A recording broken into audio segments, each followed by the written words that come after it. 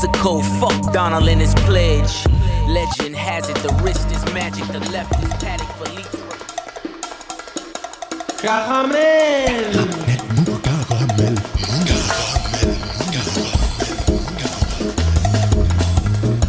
Caramel. Mou. Caramel. Caramel.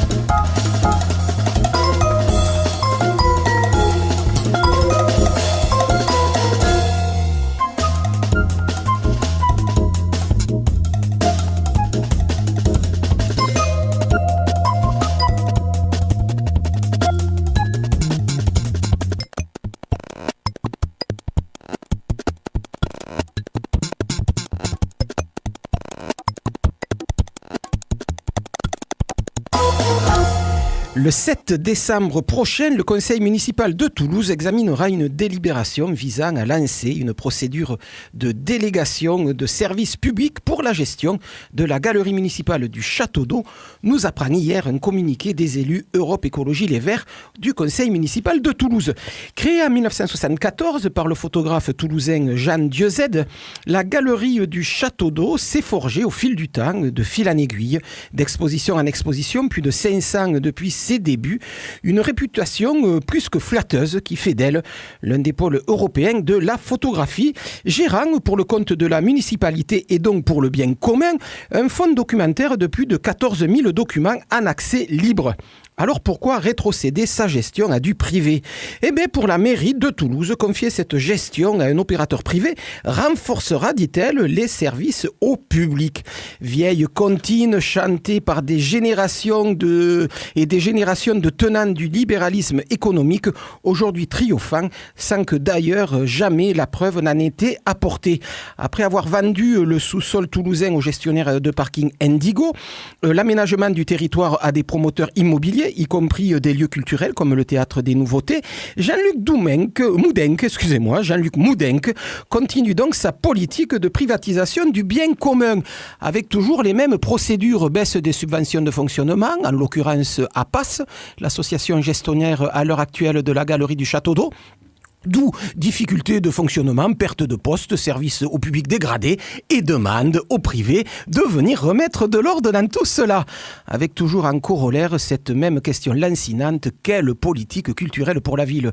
Le fonds ou la frime ? Le fonds Dieuzède ou le Minotaure ? Après la liquidation de la régie municipale des théâtres, la fin de la vocation culturelle de la salle de la Mounède et la vente, rappelez-vous l'année dernière, de l'espace Croix-Baragnon abritant la fameuse salle bleue, voilà un nouveau coup dur pour la culture toulousaine, une nouvelle tentative de privatisation du domaine public, marquant une fois de plus cette volonté toute moudenque de démantèlement d'un service culturel collectif, qui n'arrive jamais à se mettre en place à Toulouse. Cohen avait bien essayé de remettre un peu les choses en ordre. Depuis, Moudenc est revenu à des vieilles pratiques baudisiennes. Et maintenant, il ne reste plus qu'à demander aux Chinois s'ils sont intéressés par l'achat du Château d'Eau. Salut les filles, c'est Joe Kangourou pour un nouvel épisode de Caramel Mou, saison 30, réalisé ce soir encore par Jérôme. Dans un instant, un bonheur allant souvent par paire. Retour à ce micro après celui de Perrine Crubilé la semaine dernière, de notre bon professeur Thibaut pour une nouvelle rubrique pelliculaire venue de nulle part, rubrique Attention les yeux. Et puis Maxime Delporte, contrebassiste bien connu de ce côté-ci de la Garonne, et même au-delà, sera mon unique invité du soir avant le concert qu'il donnera tout à l'heure à 21h au Taquin avec le trio de Rémi Panossian, RP3 pour les initiés.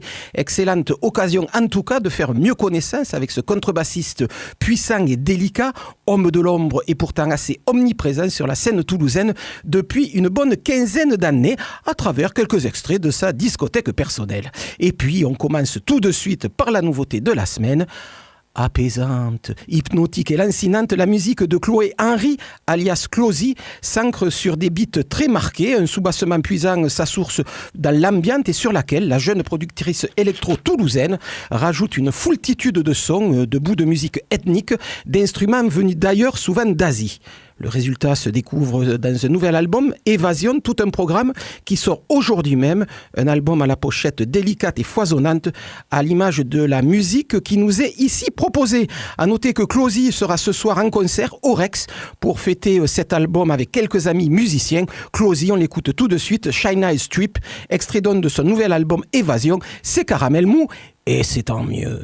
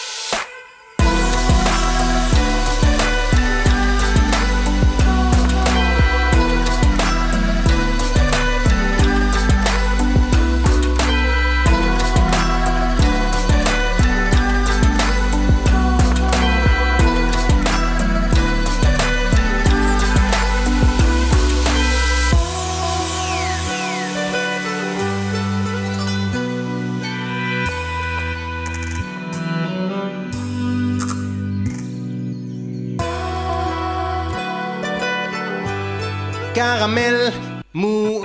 Ce soir, sur la place, grande séance de cinéma avec le célèbre et audacieux Jim Parker et son cheval Dixie, de l'aventure et des galopades dramatiques avec les cavaliers du Far West. Oh, Jim. Daphne, I love you. Voilà, comme disait Daphné, I love you, professeur Thibault. Mais. Ah mais vraiment, c'est un bonheur de vous retrouver à ce micro. Bah écoutez, je ne dirais qu'une chose. Bonsoir, petite fée de la FM. Waouh, alors là, j'avoue que ça faisait longtemps que je l'attendais, celle-là. Eh oui, ça vous manquait, hein? Ah ouais, ça vous un peu. Eh ben oui, que Voilà. voulez-vous. Je reviens, enfin, après de multiples aventures. Ouais, beaucoup de casses, Oui, beaucoup de voyages. Beaucoup de voyages. Je suis parti chercher l'or des nazis en Suisse, Ouais, donc, que je n'ai pas trouvé, donc j'en ai profité pour présenter Ramener des du films. chocolat. Et ramener du chocolat, bien sûr. Je suis allé soulever un radiateur en fonte chez ma mère, je pense que c'est important de le dire. Et ça, votre bas du dos ne s'en est pas Et remis. mon bas du dos et mon épaule ne s'en sont pas remis. Voilà, donc voilà, c'est les aléas de la vie. Eh ben ouais, Un jour Eh ouais. Indiana Jones Eh et le lendemain quelque part un bon fils. On ne fait Voyez. pas une émission depuis 30 ans sans qu'on en ait quelques pépins physiques en retour. C'est ça, exactement. Eh ben ouais. Exactement. Et- il faudrait peut-être que je et vous vous, demande comme une moi. prime de risque. Ah ouais. Une prime de risque Ouais. pour cette émission. Bon, ça va, le chemin pour venir ici est pavé de bonnes intentions et de goudron tout neuf, donc ça, vous risquez Tout à pas fait, tout de à vous fait. fouler la cheville dans un nid de poule. Tout à fait, je suis absolument ravi d'être ici. Bon. Je vous parle de quoi? Qu'est-ce que vous m'arrêtez en fait? Mais voilà, mais c'est comme d'habitude, Je vais vous arrivez proposer ici, un, vous savez jamais de quoi, et ça y est, c'est parti. Oh, allez, je vais vous proposer un petit panier de la ménagère. Allez. Hein, on va faire ça. Hein, donc le panier de la ménagère. Alors sachant que, bien entendu, je n'ai absolument rien préparé, Oui. ce qui est quasiment vrai à Voilà, chaque fois. c'est un peu le postulat de départ. Allez, on va parler un peu de cinémathèque. puisque donc à la Cinémathèque de Toulouse, à partir du 5 décembre, il va y avoir le début du tout petit cycle, puisque c'est une dizaine de films qui est consacré à David O. Selznick. Alors vous savez qu'en France, il y a un truc, moi, qui me désole un peu, c'est qu'on est obsédé Par le réalisateur. Enfin, voilà, c'est ça. C'est le réalisateur et plus exactement la politique des auteurs. Parce que le réalisateur, il faut qu'il écrive, il faut qu'il produise. Il faut qu'il filme. Il faut qu'il filme, Et etc. en plus qu'il ait des idées. Voilà, et on n'arrive pas à comprendre qu'il puisse y avoir quelque part une politique des producteurs. Alors en gros, qui était David Selznick, c'est un des plus grands producteurs hollywoodiens.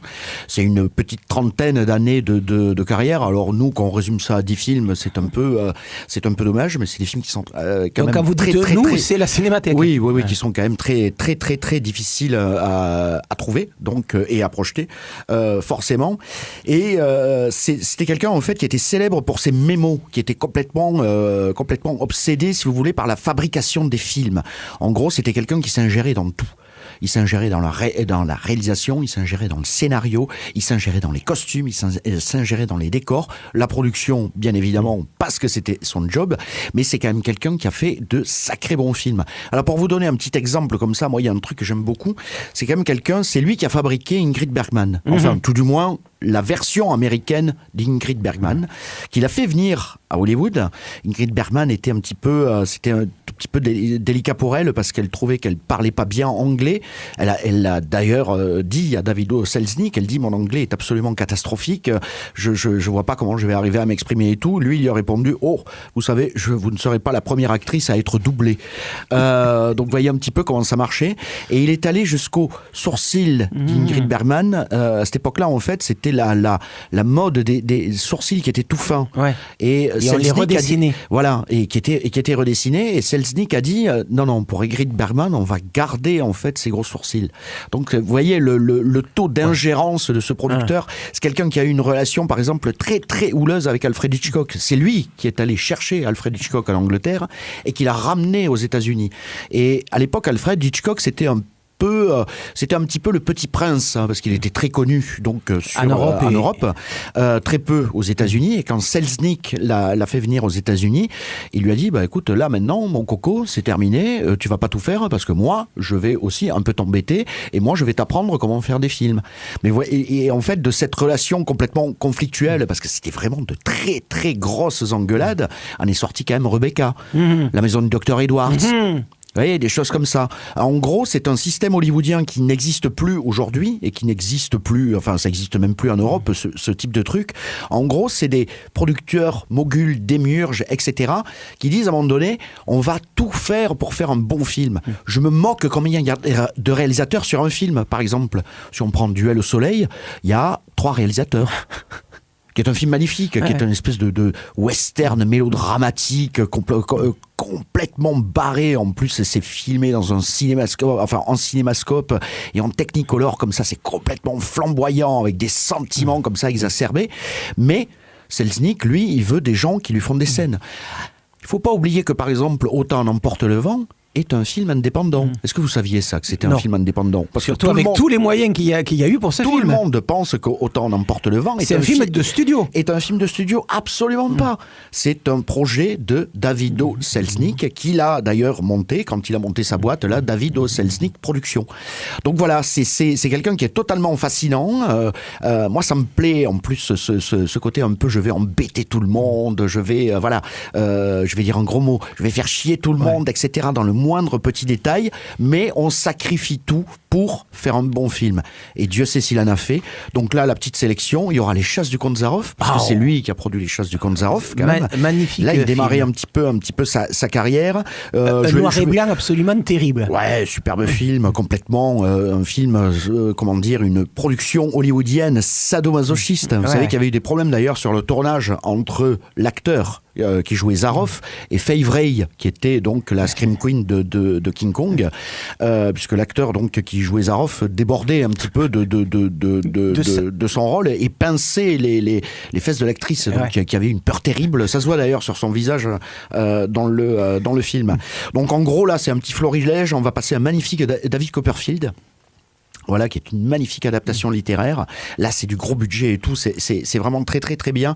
Là, alors, je vais citer aussi les Hitchcock, puis sur La Maison du Docteur Edwards, Rebecca et Le Procès Paradine, qui est un petit peu en dessous, mais qui est quand même un sacré bon film. En parlant de Rebecca, à noter que vient de sortir en poche une nouvelle édition de Rebecca retraduite avec une traduction très nettement plus précise que celle qu'on connaissait en France jusqu'à présent. Magnifique. Voilà, qui est un magnifique roman gothique qu'il faut absolument lire. Donc là, vous pouvez lire le livre dans sa nouvelle traduction, et après vous venez voir le film magnifique donc d'Alfred Hitchcock et de David O. Selznick à la Cinémathèque. En plus, ce sera une très très très très belle copie, et je vais garder mes deux préférés pour la fin, qui sont Autant on emporte le vent, parce que ça reste quand même un monument de l'histoire du cinéma. Avec une jolie version, une jolie copie. Magnifique, la copie est absolument magnifique, au format carré pour une fois. Là, ce sera parfait. On se souvient de la scène de l'incendie, on se souvient bien sûr de l'incroyable réplique. Ah ben voilà, hein, voilà, ce sera mieux demain, ou c'est quelque chose d'avoisinant. Pardon, je ne m'en souviens plus. On aura surtout aussi ce magnifique plan séquence.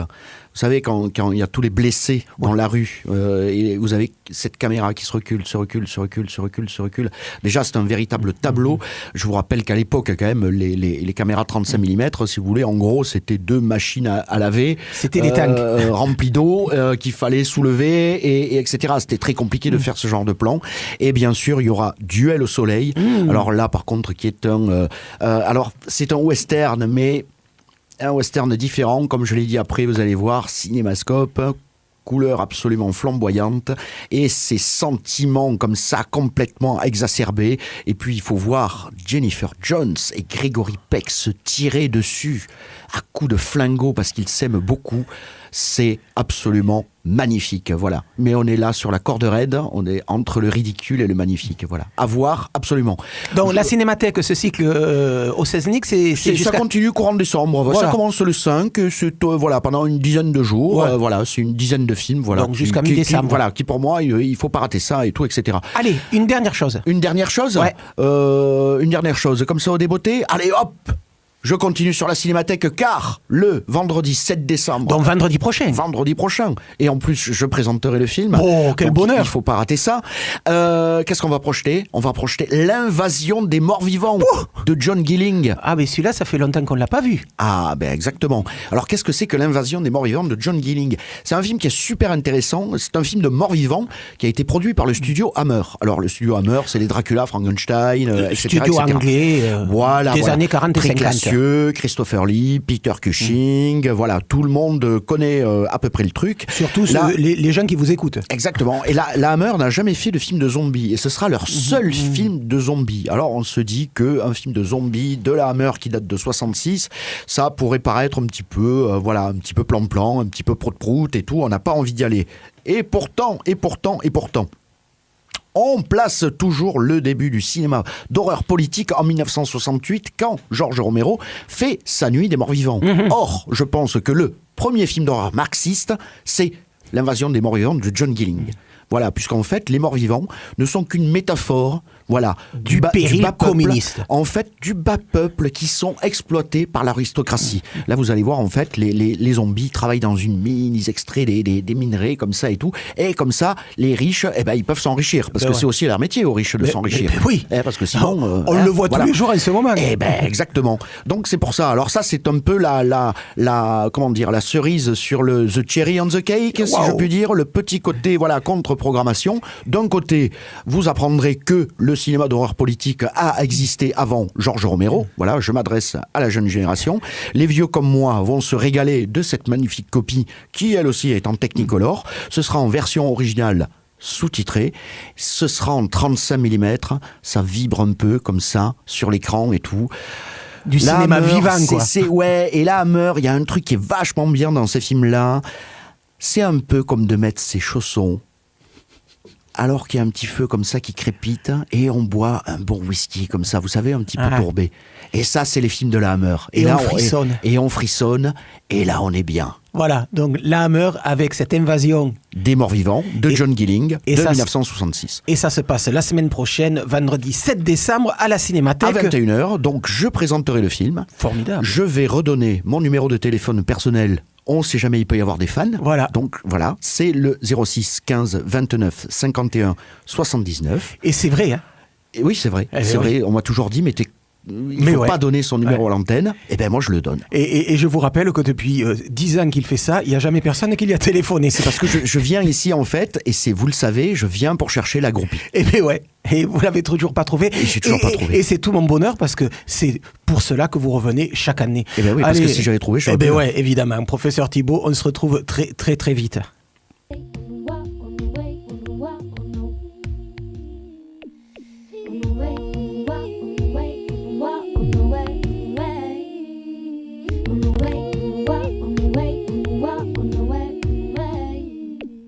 For a long time I did believe in the perfect one for me. Ooh. But what was I thinking? This one is a fantasy. This one is a fantasy. I wanted someone different, but someone like me, with no fault, spirits and all my qualities. But since I met you, dear, all of this is history. All of this is history. All of this is a history. 'Cause you're so beautiful, you're so beautiful. Wouldn't care if you were stupid. Beautiful, you're so beautiful. Wouldn't mind if you were dumb. You're so beautiful, you're so beautiful. I wouldn't care if you were torpid. Beautiful, you're so beautiful. I wouldn't mind if you were dumb or let you be bad. Oh, oh, oh, oh,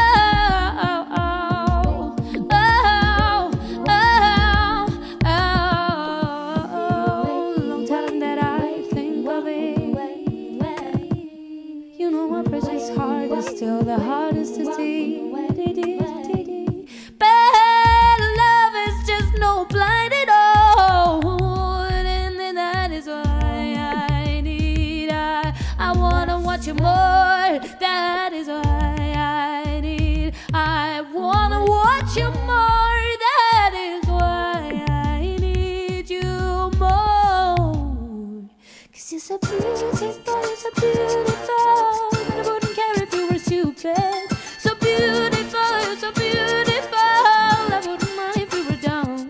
You're so beautiful, you're so beautiful. I wouldn't care if you were torpid. Beautiful, you're so beautiful. I wouldn't mind if you were down. Let you be that view. View, view, view, view, view. You're beautiful, beautiful soul.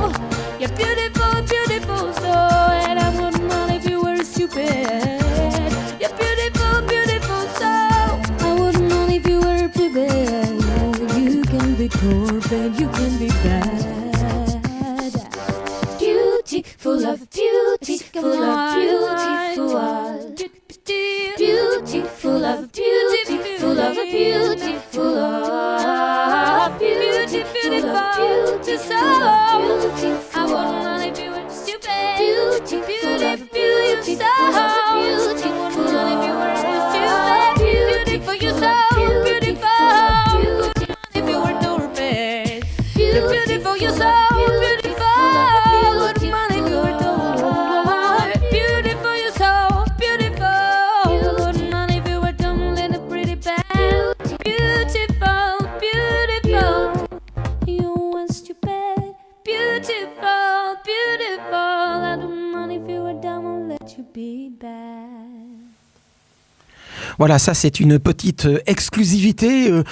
C'est un morceau Beautiful, la folle beauté, la beauté folle, morceau de Frederica, qui est un morceau en gestation. Il sera inclus dans un album qui sortira au printemps prochain. Frederica nous a gentiment envoyé ce premier mixage de ce morceau Beautiful. Histoire d'annoncer le concert qu'elle donnera pour montrer son tout nouveau projet. Elle sera à la voix, au clavier et aux machines. Ça fait depuis un petit moment que Frédérica tâtonne, bidouille et essaie de trouver ce truc qui lui est propre. Elle a fait plein d'essais, plein de bidouillages. Elle était venue nous en parler d'ailleurs il y a 2 ans dans cette émission. Depuis, le projet a vraiment bougé et je trouve que là, ça y est, elle a trouvé quelque chose. On ira s'en rendre compte la semaine prochaine. Donc ça se passera à 20h30 à l'Impro.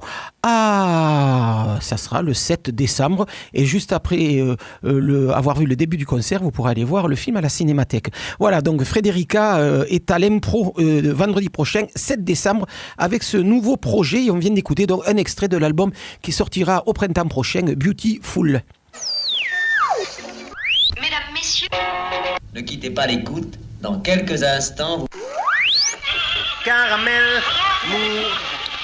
Voilà, c'est toujours Caramel Mou et nous en arrivons à l'invité du jour, Maxime Delporte. Maxime Delporte, contrebassiste bien connu de ce côté-ci de la Garonne, je le disais en introduction de cette émission, bien connu même ailleurs, puisque c'est quand même quelqu'un qui s'exporte beaucoup, notamment avec le trio dont il fait partie depuis presque 10 ans, le Rémi Panossian Trio, qui va régulièrement jouer en Europe, en Amérique du Sud, mais surtout en Asie.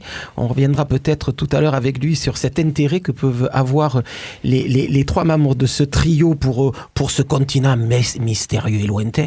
Mais avant tout cela, Maxime Delporte, bonsoir. Bonsoir. Et première question assez traditionnelle pour les gens qui viennent passer une grosse demi-heure avec nous à ce micro pour se faire découvrir. La musique, c'est arrivé comment ? En fait, j'ai été jaloux. On habitait aux Émirats Arabes Unis à Abu Dhabi. Ah mais ouais, ça fait chicos ça. Non, ça voilà. Et ma sœur, qui a 2 ans de plus que moi, en fait, s'est retrouvée. Les voisins d'au-dessus ont donné un piano à mes parents, ou vendu, je sais plus. Enfin, il y a un piano qui est arrivé à la maison. Moi, j'avais 6 ans. Et les parents ont mis Juliette, ma sœur, en cours de piano, en disant voilà, tu vas faire du piano. Considérant que moi, à 6 ans, j'étais trop jeune. Et là, j'ai fait une crise, quoi. Ouais. Donc, ils m'ont inscrit aussi, et ma sœur et moi avons commencé le piano comme ça. Ah ouais, donc vous avez commencé par le piano. Par le piano, ouais. Et la contrebasse, c'est arrivé comment ? C'est arrivé en 98. Donc vachement plus tard. Vachement plus tard, ouais. Pour plusieurs raisons, en fait. C'est-à-dire qu'après le piano, à l'école jusqu'au bac et tout ça, moi j'ai toujours pratiqué la musique comme une activité extrascolaire, donc, pour le plaisir. Jusqu'au bac à Abu Dhabi, ou vous étiez rentré en France ? Non, je suis arrivé en CM1 en France, entre Aix et Marseille, dans le sud-est. Et puis après, on a continué les cours de piano. Après, j'en ai eu un peu marre du piano classique, mais il y avait un prof de piano jazz, Yves Laplane, à l'école de musique, un super prof, super musicien. À Marseille ? Au Pen Mirabeau, oui, c'est un petit village entre Aix et Marseille. Et donc, en fait, plutôt que d'arrêter le piano, on en est passé sur le jazz. Mais là, j'étais encore assez jeune, je n'avais pas vraiment la perception de ce que c'était déjà de jouer du jazz, mais j'ai quand même aimé.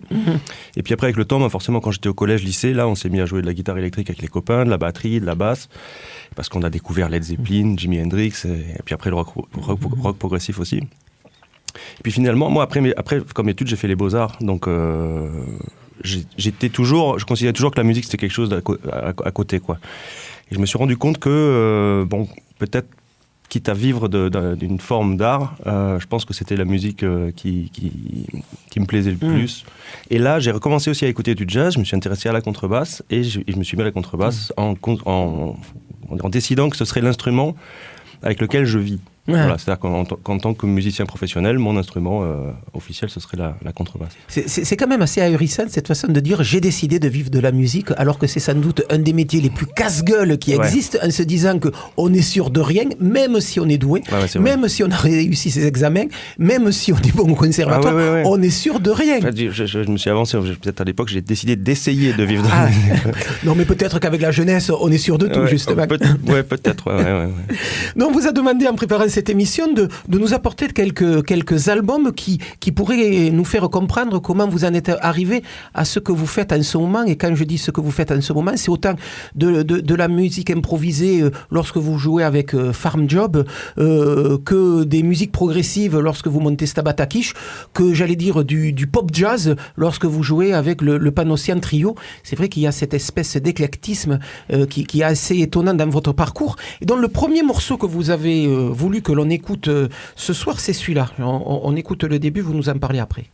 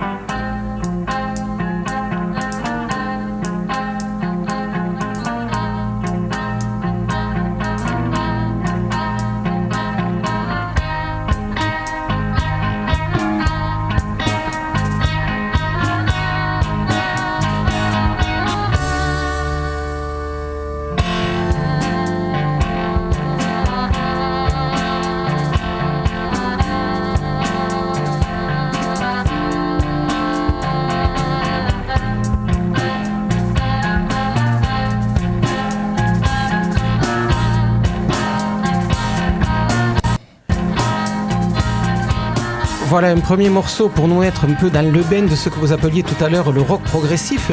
Un morceau qui a 45 ans quand même, enregistré à Amsterdam en concert donc en novembre 73 par un groupe qui a presque initié le style qu'on a appelé après le progressive rock ou le rock progressif, King Crimson.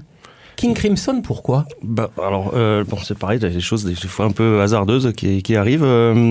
J'avais un pote à l'école, sa maman était abonnée à France Loisirs ou quelque chose comme ça. Et donc, il fallait choisir chaque mois ou chaque semaine, je sais pas, des livres et des CD. Et il lui a dit, vas-y, choisis un disque, parce que là, je sais pas.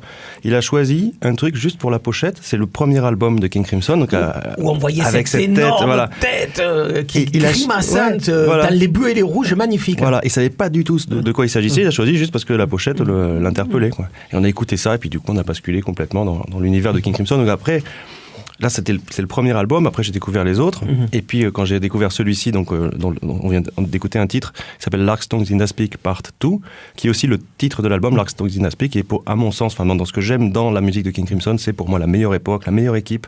Et cet album-là, qui ferait partie, comme on dit des fois, des 3 albums que j'amènerais sur une île déserte, quoi. Avec un guitariste, Robert Fripp, fameux, légendaire, formidable, et qui a inventé un style, une façon de jouer qui était peu usité à l'époque. Voilà, et qui s'est fait appeler aussi après rock progressif, mais je crois que même encore à l'heure actuelle, Robert Fripp ne revendique pas ça. Il n'a pas eu envie d'inventer un style, en fait. Il a fait quelque chose qui était aussi un guitariste ténor avec beaucoup de connaissances et dans différents styles de musique, autant la musique baroque, le jazz, et qui a un son de guitare aussi à lui. Et donc voilà, c'est cette polyvalence et peut-être toutes ces différentes orientations artistiques et d'inspiration de différentes sources qui ont fabriqué cette musique aussi intrigante et surprenante. Aussi, voilà. Avec un style d'abord qui pour l'époque détonnait parce que des morceaux à rallonge, 7, 8, 9, 10 minutes, des changements d'atmosphère qui étaient omniprésents dans les morceaux, des changements de rythme, on passait de périodes lentes à des périodes nettement plus excitées. Mais c'est vrai qu'il y avait tout un environnement et tout un packaging, j'allais dire, sur ces morceaux-là qui était très spécifique. Tout à fait, c'est ce qui m'a intéressé aussi, puis ce qui m'a intéressé, par exemple, quand j'ai découvert la musique de Frank Zappa, c'est cette idée de repartir à zéro, finalement, de ne pas utiliser une forme qui existe comme couplet, refrain, couplet, ou dans le jazz thème, chorus thème, ou enfin comme aussi ça a été en musique classique, en fait, le nombre de mouvements, la vitesse des mouvements sur des concertos, des sonates ou des symphonies, quoi. Là, avec des formes nettement plus libres. Voilà, et ce qui apporte une surprise. En fait, moi, à l'époque, ça me faisait vraiment voyager parce que je savais pas, quand je découvrais un morceau comme ça, je savais pas où ça allait aller. Et après, aussi, bien sûr, ça devient une source d'inspiration. Pour moi, ça l'a été... pas forcément la musique, mais la manière de faire. On en parlera peut-être tout à l'heure avec Stabat Akish, mais on retrouve ces influences-là dans le groupe, dans un des groupes que vous avez initié, dans Stabat Akish, un sextet plutôt étonnant. Sextet ou octet ? Sextet plutôt étonnant, mais on n'en est pas encore là. D'accord. On va passer au deuxième morceau que vous vouliez qu'on écoute. Et là, j'allais dire, le groupe est assez classique, hyper connu. Par contre, ce morceau, à l'époque, a défrayé la chronique et a fait beaucoup parler les amoureux de Pink Floyd, sortis d'un album Ummagumma, avec cette espèce de montage assez particulier et assez étonnant. Pareil, si King Crimson datait des années début des années 70, 71, 72. La version qu'on a écoutée, c'était un concert de 73. Pink Floyd, c'est aussi ces années-là, début des années 70. Ummagumma.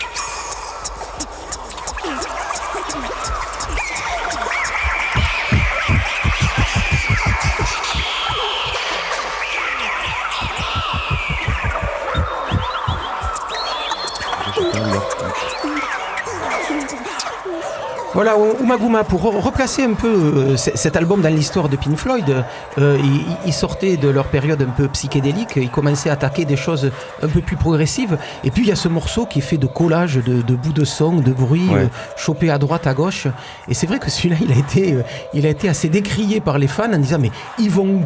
Et puis là aussi, Pink Floyd inventait des choses. Ouais, c'était très, très conceptuel. En fait, il faut savoir, Ummagumma, c'est un double album. Donc, en fait, les fans ont eu leur compte avec le premier des 2 disques qui était du live, avec des super morceaux des premiers albums studio. Et le deuxième qui était plus conceptuel, où chaque membre du groupe a fait 1, 2 ou 3 pièces. Donc avec toute la liberté qu'il pouvait prendre, quoi. Là, c'est une pièce de Roger Waters. Dans le bassiste. Dans le bassiste, ouais. Et là, il s'agit vraiment de. C'est pour ça que ça m'intéresse et que je voulais aussi vous le faire écouter. C'est de la musique, bien sûr, mais c'est une forme de musique qui se rapproche vraiment du mouvement de la musique électroacoustique. On appelle vraiment officiellement ça, donc du travail sur bande, de traitement du son, ne pas forcément faire entendre un instrument ou de détourner un objet sonore, de le filtrer pour fabriquer une ambiance. Et là, à l'époque, voilà, ils étaient très intéressés par ça aussi chez Pink Floyd. Donc c'est une espèce de création comme ça avec des boucles. La bande était collée, enfin ça faisait une boucle avec la bande. Elle circulait avec des, je sais pas, elle passait derrière des pieds de micro pour faire son circuit. Et les Beatles avaient fait ça un peu avec Revolution 9.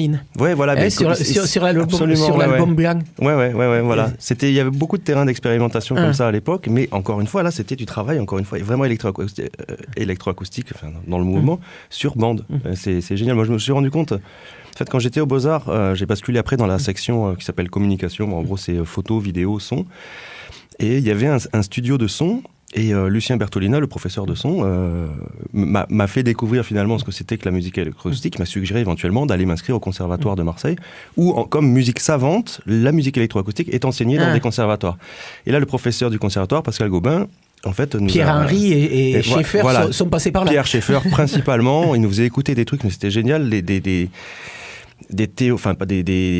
explications. Donc on entend Pierre Schaeffer sur bande qui nous explique, alors qu'est-ce qui définit un son de violon, par exemple. En fait, c'est l'attaque. Donc, il fait écouter. Alors, voilà, écoutons un son de violon avec l'attaque. Donc, on entend le crin qui commence à faire vibrer la corde. Et après, il nous dit, maintenant, écoutons la même chose, mais on a coupé la bande après l'attaque. Et si on ne sait pas que c'est du violon, on ne sait rien du tout, on entend un son, personne ne peut définir que c'est du violon. Pareil avec une flûte, avec l'attaque du souffle. Et quelque part, après, bien sûr, le violon, s'il y a un vibrato, s'il y a on peut reconnaître. Mais... Et donc, en fait, c'est très intéressant. C'est des choses... Il fait prendre conscience qu'en fait, la musique, c'est pas forcément écouter un instrument. Ça peut être beaucoup d'autres choses. Et à l'époque, ils se sont amusés, ils ont fait plein de choses. D'ailleurs, c'était assez strict. En cours d'électroacoustique, quand on présentait une pièce, alors que nous, chacun dans notre garage, on jouait de la guitare électrique et du Hendrix, si avec une pièce qu'on présentait sur bande en électroacoustique, il y avait du rythme ou une notion d'harmonie ou de mélodie, c'était hors sujet, quoi. Mais en même temps, voilà, donc ça génère aussi des choses, des inspirations différentes, quoi. C'est des montages, c'est des expérimentations qu'on peut encore se permettre dans la production actuelle. Oui, bien sûr, mais après, on choisit aussi maintenant. On peut le faire, mais avec les outils d'aujourd'hui, c'est ce que font la plupart des gens. C'est-à-dire que couper une bande, en fait, aujourd'hui, c'est couper un signal sur un logiciel. Après, c'est quand même assez sympa. C'est comme cette différence entre l'analogique et numérique. On peut le faire. Après, c'est plus difficile de trouver des équipements, du matériel. Ça, c'est toujours quelque chose qui vous intéresse Ça m'intéresserait, oui. Mais après, j'ai pas le matériel pour faire ça. Mais c'est vrai que je préférerais travailler comme ça avec. Parce que, en fait. Comment dire, il y a le hasard qui fait les choses aussi. On expérimente, on enregistre des trucs, des objets, selon où on place le micro, puis la vitesse de défilement, le ralenti, l'accéléré, les effets. Vous savez qu'en fait, les flangers, phasers, stéréo, delay, tout ça, avant d'être une petite pédale boss pour les guitaristes, ça se faisait avec des bandes. C'est-à-dire que les bandes étaient collées ensemble, elles passaient d'une machine à l'autre. On désactivait la tête d'effacement. Donc il faisait qu'en fait le son restait enregistré et on accumulait des choses comme ça, donc c'était assez... Maintenant on a inventé la loupe. Oui, voilà, il y a tout ça. Donc c'est pas le même rapport. Et par la force des choses, je dirais pas qu'il y a une chose meilleure qu'une autre, mais le résultat qui peut être inspirant et qui participe au processus de composition et de création sonore et musicale n'est pas le même, parce qu'il est dépendant du geste et du mouvement et de l'action. En fait, et vous le disiez aussi, et du hasard. Du hasard, même quand on coupe une bande avec le ciseau, j'allais dire même de la largeur du ciseau. Troisième morceau que vous vouliez absolument nous faire écouter, c'est ça, et celui-là je le dédie à mon collègue Jean-Pierre Lérac, qui est un amoureux fou de ce groupe.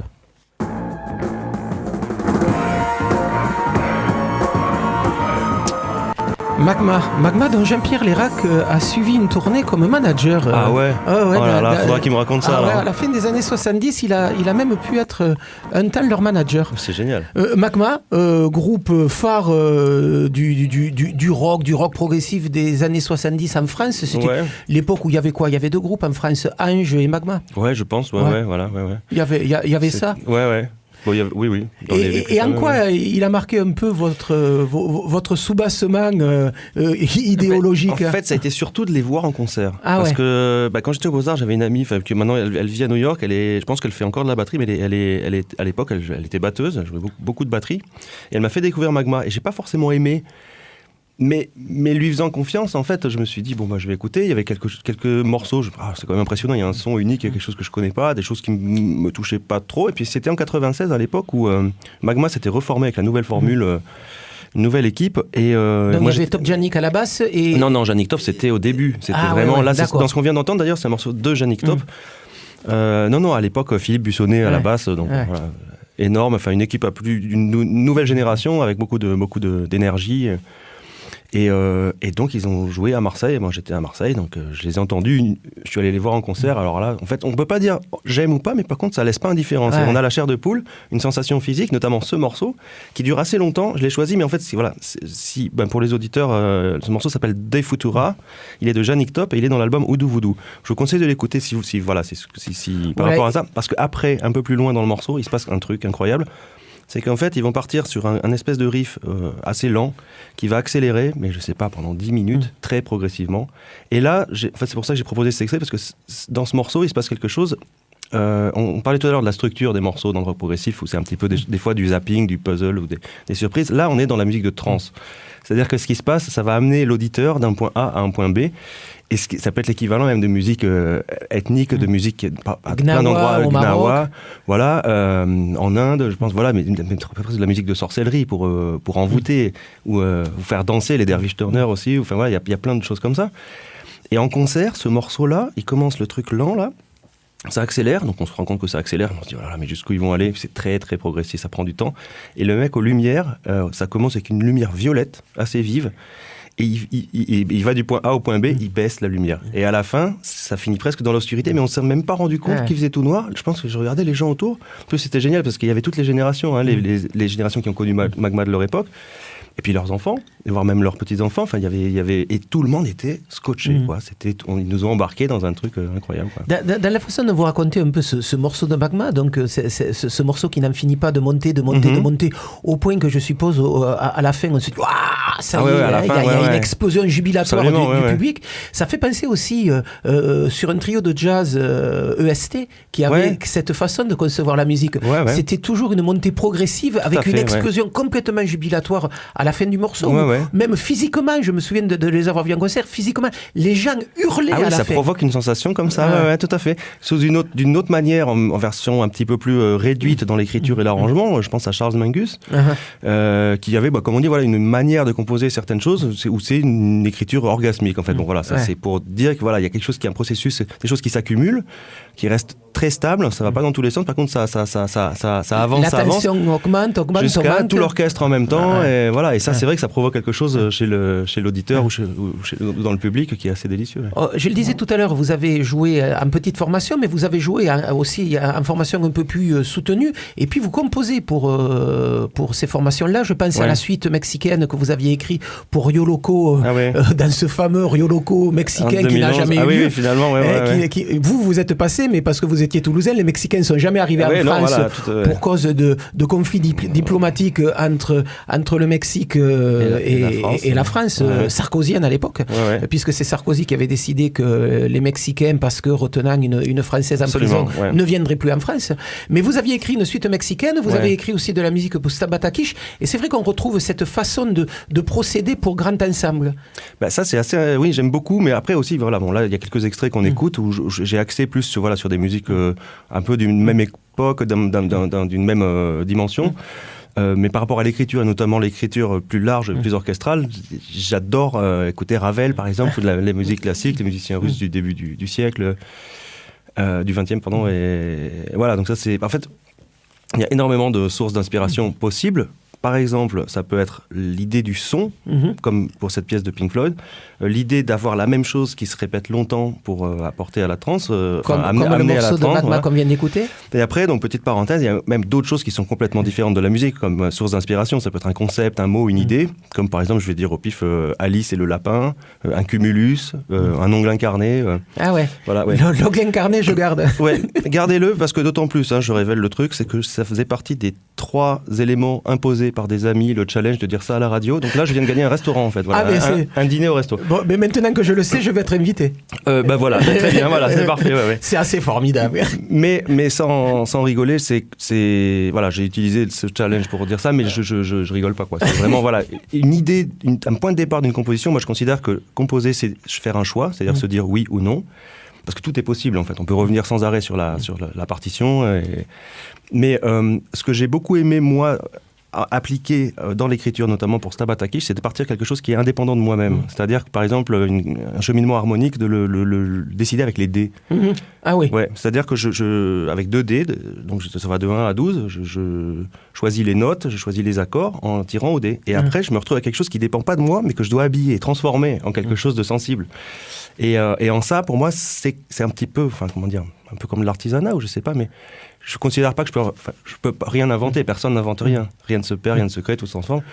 Mais avec un coup de pouce qui vient de l'extérieur, je pense qu'on se détache un peu plus de nos influences automatiques.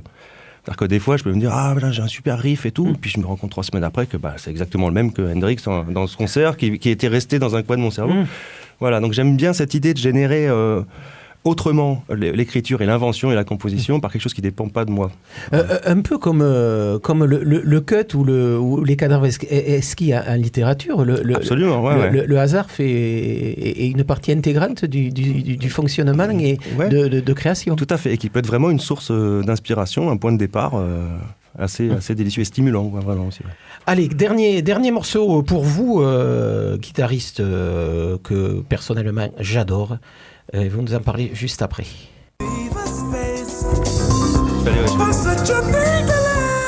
Voilà, discussion au sommet entre notre bon professeur Thibault et Maxime Delporte, l'invité du soir, autour d'autres bidouilleurs de génie qui à certains moments ont pu péter les plombs, comme Frank Zappa sur cet album-là qu'on est en train d'écouter. Là, on parlait des Beach Boys et de l'album Pet Sound, où là aussi, c'est alors qu'ils avaient toute une auréole de musique de plage, de surf musique, de choses comme ça, ils se sont lancés dans la création d'un truc complètement fou, une symphonie complètement classique avec des sons qui venaient de partout, des expérimentations fabuleuses, et Brian Wilson, le leader du groupe, qui était méchamment allumé à cette époque-là et qui ont fait un objet complètement surréaliste. Ils n'ont jamais plus rien fait après, et c'est là qu'il y avait Good Music sur ce morceau-là. Sur cet album-là. C'est complètement incroyable. Voilà. Donc là, on vient d'écouter Zappa. Zappa aussi qui fait le lien entre tout ce qu'on vient d'écouter là, la musique contemporaine, le jazz et le free jazz, le jazz progressif, le rock. Et il mélange tout ça et puis ça devient une musique complètement inclassable. Et alors ce qui est rigolo, c'est que quand j'ai monté Stabat Akish, j'ai réarrangé, réorchestré pour ce groupe des morceaux que j'avais enregistrés tout seul sur multipiste à la fin des années 90, où à l'époque je ne connaissais pas vraiment Frank Zappa et sa musique. Donc j'arrange ça, après je me dis voilà, Stabat Akish, c'est parti, et puis les gens écoutent, et puis c'est façon Zappa quoi. Même on a été invité à jouer dans un festival qui s'appelle les Zapanales, je sais pas, dans le nord de l'Allemagne. Et alors, en fait, moi, quand on a commencé à me dire ça, je dis oui. Bon, et puis je rentre à la maison, je me dis, faut que j'écoute Zappa, là, parce que... Et j'ai découvert Zappa parce qu'on m'a dit que ce que je faisais... Mais... Après, bien sûr, que ce soit Zappa ou autre chose, bien sûr, c'est des musiques cousines. Et le rock progressif, enfin, toutes ces choses-là. Donc, j'avais des influences qui n'étaient pas forcélement celles de Zappa, mais qui étaient tout à fait voisines, quoi. Et qui étaient dans les éléments qui constituent cette musique. Et du coup, après, sur les dossiers de presse et des trucs comme ça, alors, il faut toujours se mettre une étiquette sur le front, quand on est musicien. Donc, Zappa en faisait partie, notamment Carl Stalling aussi, le compositeur des musiques de films, de dessins animés de Tex Avery, notamment. Quelqu'un avait évoqué ça, et là après j'ai écouté, je me dis ah ouais non mais c'est super intéressant en fait, c'est complètement fou parce que ça va dans tous les sens. Forcément c'est du dessin animé, donc ça raconte pas une histoire de 3 minutes avec Baby I Love You pendant tout le temps quoi. Et donc ça c'est pareil, j'ai écouté, je me dis ah yes ok, donc en fait ça m'a permis de donner des références et de mettre ça aussi dans des dossiers de presse. Donc on va maintenant passer un peu aux albums que j'ai amenés, parce que il y a des choses aussi que j'avais envie de faire écouter dans cette émission. Il nous reste 5 minutes, ça va être assez rapide, et notamment la première fois que moi je vous ai écouté, je vous ai découvert dans cet album-là. On l'écoute tout de suite.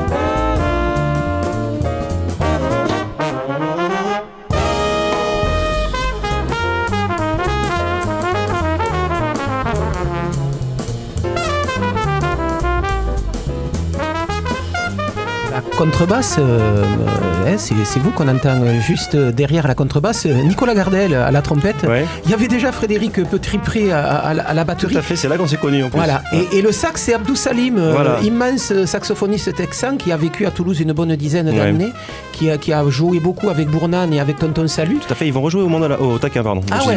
Voilà. Au Taquin, en décembre, ils vont jouer avec le Hip Jazz Trio. J'ai vu ça hier sur l'affiche. Ça, c'est une très bonne nouvelle. Et donc là, qui avait monté un sextet avec plein de jeunes musiciens. Dans la pochette, Night Talk, grande journaliste jazz toulousaine, marquait que Abdou Salim s'était entouré de 5 musiciens qui avaient 25 ans à l'époque, dont l'album date de 2008-2009 ou 2010, enfin dans ces eaux-là, en disant ils sont appelés à avoir une grande carrière, et finalement ils s'étaient pas plantés, parce qu'il y a Gardel, il y a Petit-Pré, il y a vous, c'est vrai que bon, vous avez fait du chemin. Oui, ouais, super. Quand même. Plaisir, et là on est dans une tradition plutôt bop. Hard bop, je dirais.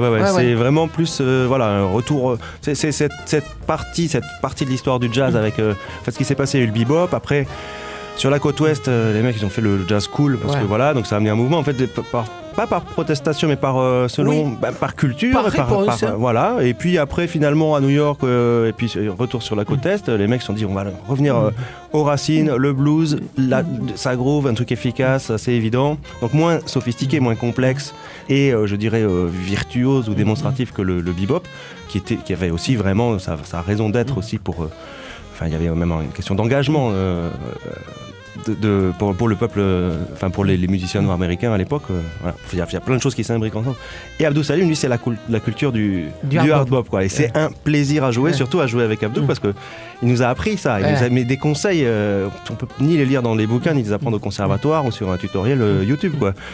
C'est c'est un sourire, des fois c'est même des idées, une métaphore, quelque chose comme ça qui nous connecte entre nous pour jouer sa musique. On joue que sa musique sur l'album, c'est que ses compos à lui. Et là je voudrais qu'on vous écoute dans une autre formule. Donc là on vient d'écouter du hard bop, on disait que vous avez été très influencé par le jazz progressif, on n'aura pas sans doute le temps d'écouter Stabat Akish, mais c'est très influencé par ce style-là. Et puis dans les années 2010-2011, vous êtes venu à Toulouse pour travailler avec un rappeur qui est mort assez récemment. Sharpa, Ben Sharpa. À la radio, c'est, si je me souviens bien, Christophe Giffard et Cisco Berchenko qui ont fait la prise de son de cet album-là. C'était pour un documentaire. Et on va vous écouter dans un des morceaux de ce travail-là, donc avec le rappeur sud-africain. Comment ça s'est monté ce travail-là? Parce que c'est vrai que si on l'écoute, c'est vraiment un travail un peu différent. C'est du hip-hop, c'est du flow, c'est un travail rythmique très, très compliqué. Non, en fait, ça a été, on ne savait pas ce qu'on allait faire. Et à la contrebasse, pas basse électrique, contrebasse. On écoute tout de suite ça. Maxime Delporte et Ben Sharpa. Est-ce que tu peux te présenter très rapidement ? Très rapidement, je m'appelle Maxime Delporte, je suis contrebassiste.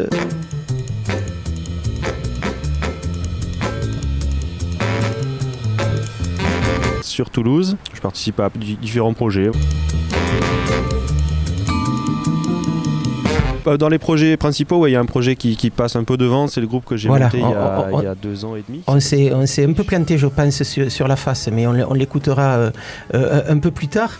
Donc je disais Stabat Akish, suite à ce projet-là, Stabat Akish, un projet qui se retrouve chez Tzadik, donc quand même le label de John Zorn, qui est immense musicien new-yorkais, qui repère votre production et vos compositions et qui vous dit allez chiche, on monte le groupe, avec cette idée un peu bizarre d'associer 2 claviers.